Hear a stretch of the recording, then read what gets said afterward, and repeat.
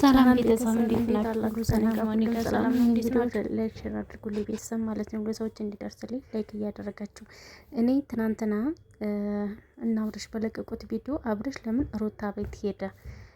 እነሱ ለነገር እንደጠበቁት እስኪ በልጁ እያስፈራሩት እንደሆነ ምናምን ነገር ያቃል ቪዲዮ ሰርተዋል ራሳቸው በዳኒ ቤት ማለት ለምን ሄደ?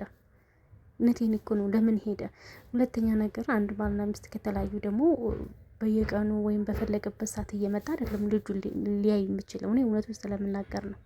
ገብቷቸዋል። ለምን ሄደ? ሁለተኛ ነገር ደግሞ እነዚህ ልጆች ነገር ስለፈለጉ ነው። እዛ ቤት መኖር አይችሉም። የየራሳቸውን ህይወት መኖር ይችላሉ እንጂ ሩታን አያዋጧት። ማንም ሰው ማንንም ደግፎ ሊኖር አይችልም፣ ረቶ ሊኖር አይችልም። የራሳችን ህይወት ነው የምንኖረው።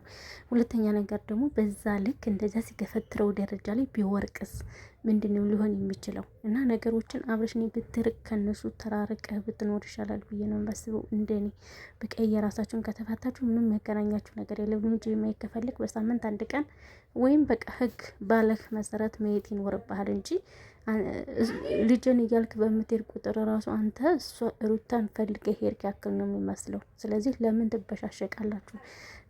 ነገሮች ስላልተሰኩላቸው ነው በዚህ መንገድ የመጡት። ስለዚህ አንተ ደግሞ ልጅን የማየት መብት አለ፣ መከልከል አትችልም። በህጋዊ መሰረት ማየት ትችላለህ እንጂ እነሱ ጋር ሰጣው ገባ እየገባህ ለምንድን ነው እንደዚህ አይነት ነገር የምታደርገው?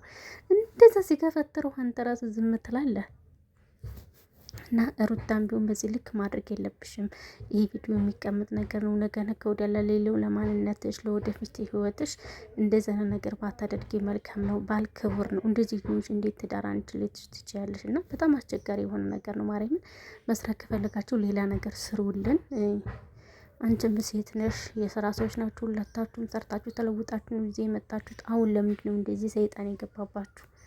ማርያምን ለምንድን ነው እንደዚህ የሆናችሁት? እኔ ትክ ብዬ ሳስባችሁ ራሱ ሁለታችሁም ናችሁ የምታሳዝኑ።